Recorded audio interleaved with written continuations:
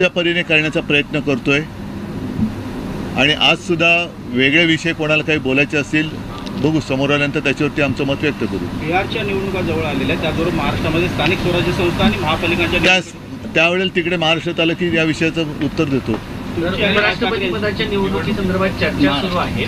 जर मराठी उमेदवार एनडीएने दिला तर या अगोदर देखील असं झालंय की मराठी उमेदवार असताना तुम्ही पाठिंबा दिला होता, तर अशा पद्धतीने जर मराठी उमेदवार आला तर आपण या सगळ्या शक्यता ज्यावेळेला जाहीर होतील तेव्हा बोलूया. कारण उगाच आपण त्याच्यावरनं त्यांच्या मनात काय आपण कशाला हे करायचे, तर तेव्हा जेव्हा तो विषय समोर येईल तेव्हा बघू ना. आपण मराठी उमेदवार असेल तर समोर आधी येऊ दे, आपण बघू त्याच्यानंतर. म्हणजे असं मग मराठी आलं, मग बंगाली आले, मग तमिळ आलं, मग पंजाबी आलं, असं करण्यात काय अर्थ आहे? त्यांच्याकडनं येऊ तर ते. पहिला महत्त्वाचा विषय की पहिलं उपराष्ट्रपतीनं तडकाफडकी काढलं का आणि उपराष्ट्रपती महोदय आत्ता आहेत कुठे, हा विषय महत्त्वाचा आहे. त्याच्यामुळे त्याच्यावरती चर्चा झाली पाहिजे आणि 2-3 वर्ष जे उपराष्ट्रपती राहिले ते आहेत कुठे ह्या मुद्द्यावरती चर्चा झाली पाहिजे.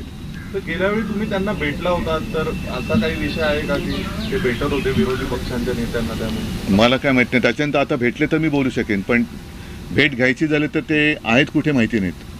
सर हिंदी में एक बार बोल देंगे कि जो आज इंडिया गठबंधन की बैठक होने वाली है उसमें आप मतदार मोहिमेवरून सुद्धा चर्चा सुरू आहेत. आज राहुल गांधी क्या करू पहिले मी नहीं क्या हो उनका मराठी पूरा होने तो फिर पूरा बात हम हिंदी में करें. कर देंगे. बिहार मध्ये देखील आता मतदारावरून गोंधळ सुरू आहे.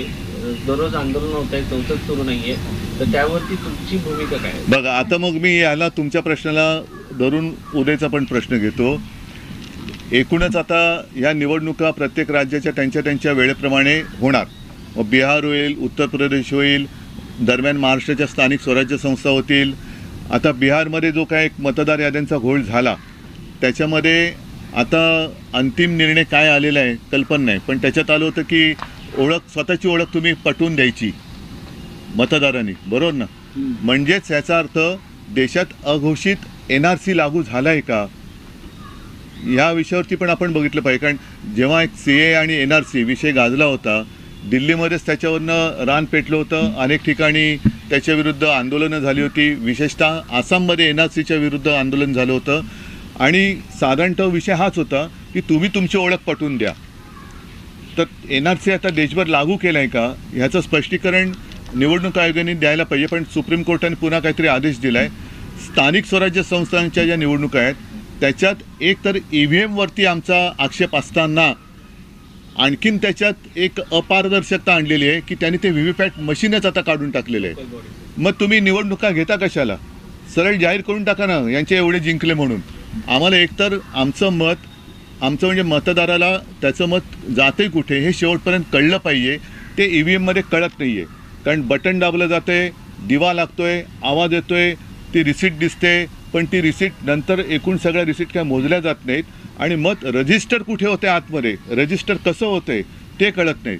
बॅलेट पेपरवरती कसं होतं की शिक्का मारल्यानंतर ती उभी घडी घातली जायची, त्याच्यामुळे शाई जरी ओली असली तरी जास्तीत जास्त त्याच उमेदवाराच्या नावावरती ती शाही थोडीशी उमटायची. पण मत कुठे माझं मी दिलं आहे हे शेवटपर्यंत कळत होतं, ते EVMमध्ये कळत नाही आहे. आणि त्याच्यात आणखीन आता VVPAT काढतायत. मग तुम्ही निवडणुका घेण्याचा फार्स करता कशाला? निवडणुका न घेता सरळ घोषणा करून टाका ना. राज ठाकरे यांच्या संदर्भात पण चर्चा होणार आहे का? कारण नाही मला काय माहिती नाही. आणि त्याच्यावर चर्चा करण्याची दुसऱ्याला कोणाला गरज नाही. काँग्रेसची भूमिका दुसऱ्या कोणाला त्याच्यावर चर्चा करण्याची गरज नाही.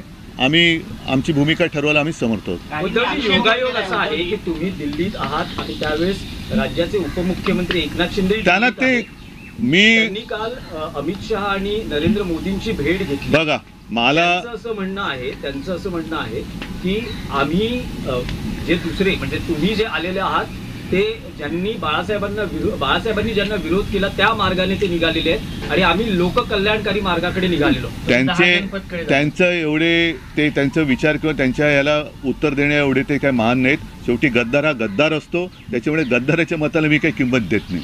नाही पण ज्या त्यांना ठीक आहे, भेटी घ्याव्या लागतात उद्धवजी एका त्यांच्या आठवड्यात मालकाला ते भेटायला आले असतील तर भेटी घ्याव्या लागतायत. त्यांच्या मालकाला ते भेटायला आले असतील तर आपण त्याच्यावर काय बोलू शकतो? सर तुम्ही इंडिया ब्लॉकचे पार्ट आहात. दोन्ही ठाकरे ब्रदर्स एकत्र आल्यानंतर तुम्ही पहिल्यांदा राजधानी दिल्लीत आलात.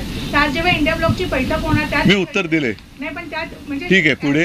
हे होणार का? एक विषय जो अतिशय महत्त्वाचा आणि गाजतोय सकाळपासून तो म्हणजे ट्रम्प टॅरिफ संदर्भातला. आता 50% ट्रम्प टॅरिफ आपल्याला लागू होणार आहे. सिंदूर असेल किंवा आता जे ट्रम्पनी लागू केलेलं टॅरिफ असेल, पंतप्रधान यावरती कुठेच बोलताना दिसत नाही. आज तुम्ही आला तर बोलता जाणार. तुमचा प्रश्न हा देशाच्या दृष्टीने खूप महत्त्वाचा प्रश्न आहे, कारण ह्याचा फटका हा सर्वसामान्यांना पण बसणार आहे. ट्रम्प आपल्या देशाची म्हणजे मोदींची अक्षरशः थट्टा करतायत, खिल्ली उडवतायत आणि आपण त्यांना अजिबात एक अवाक्षराने सुद्धा उत्तर देऊ शकत नाही आहोत. त्यांना जाब विचारणं तर सोडाच, पण त्यांना एका अक्षराने काही उत्तर देऊ शकत नाही आहोत. शेवटी आपला देश, आपल्या देशाचं सरकार चालवतोय कोण? देशाचं सरकार चालवतोय कोण?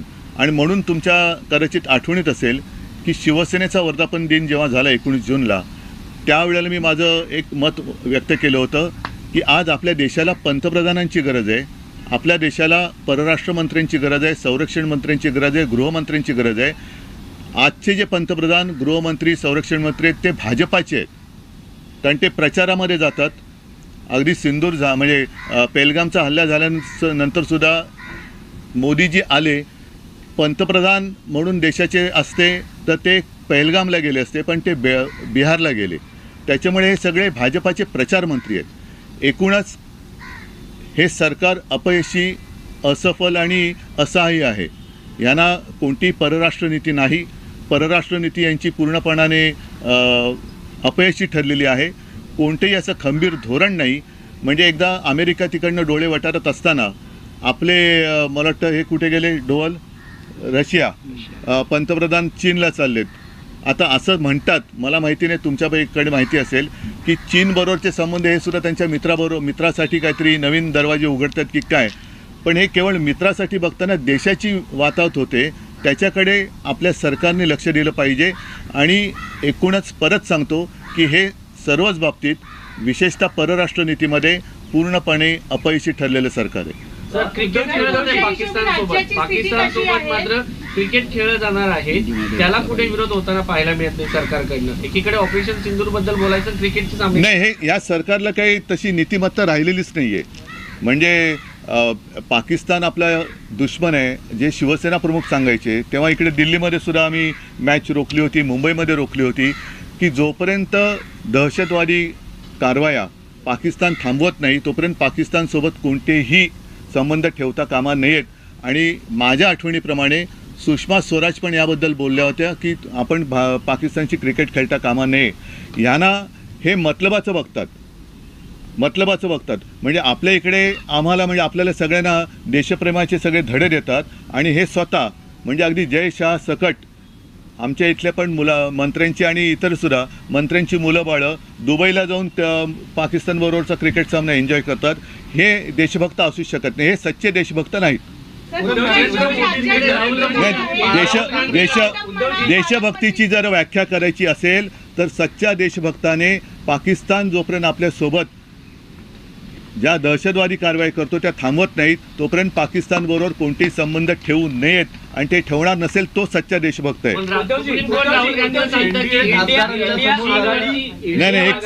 नाही, चीनवरती प्रश्न उपस्थित केले ते राहुल गांधी यांनी, तर त्यांना म्हटले होते की अशा पद्धतीने प्रश्न उपस्थित करणं सच्च्या देशभक्ताचं लक्षण नाही. म्हणून मी म्हटलं होतं ना की हे सच्च्या देशभक्ताचं लक्षण. आता त्याच्यावरती सुद्धा अनेकांनी असहमती दाखवलेली आहे.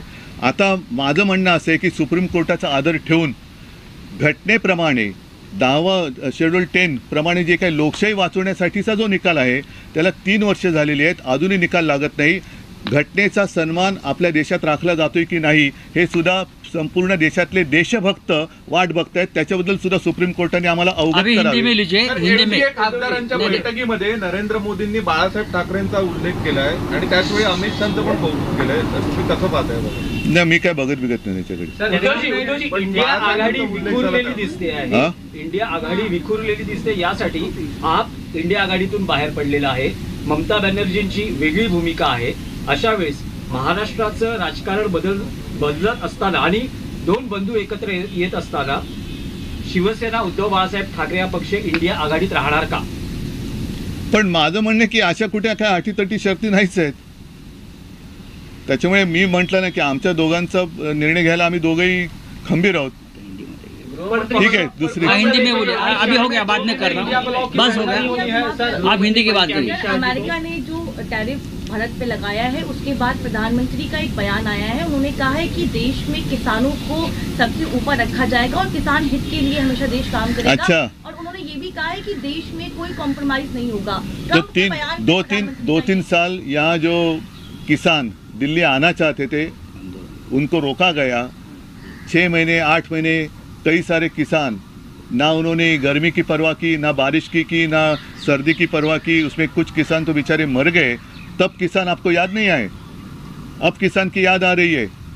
तब अब जो सारे लोग कहते हैं कि मैं तो किसान का बेटा हूँ, मैं तो किसान का बेटा हूँ, तो ये सब बेटे उस वक्त कहाँ गए थे जब उनके किसान के बेटे, मतलब जब उनके पिताजी अनशन पर बैठे थे, दिल्ली आने नहीं दिया, उनके ऊपर बंदूकें रोकी गई.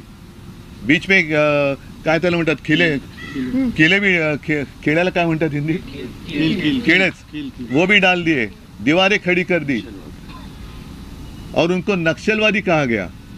तब आपको किसान की याद नहीं आई. तो ये सब झूठापन आहिस्ते आहिस्ते इनका नकाब फटते जा रहे, दिन ब दिन बेनकाब होते जा रहे और असली चेहरा उनका अब सामने आने लगा है. इंडिया ब्लॉक के बाद बैठक होनी है दिल्ली में सर. लंबे समय के बाद इंडिया गठबंधन की बैठक होने जा रही है. इस बीच आप लोग दोनों भाई भी एक साथ आए हैं, क्या दोनों साथ में जाएंगे वहाँ पे राहुल गांधी के पास? क्योंकि आप लोग, हम दोनों भाई समर्थ है, हमें क्या करना है हम दोनों करेंगे, उसमें तीसरे की आवश्यकता नहीं है. सर, इलेक्शन कमीशन का एक ट्वीट है जिसपे उन्होंने कहा है कि एक भी सिंगल ऑपोजिशन पार्टी ने ऑब्जेक्शन रेज नहीं किया है ये एसआईआर पे, बिहार के एसआईआर के. इलेक्शन कमीशन का ट्वीट बताओ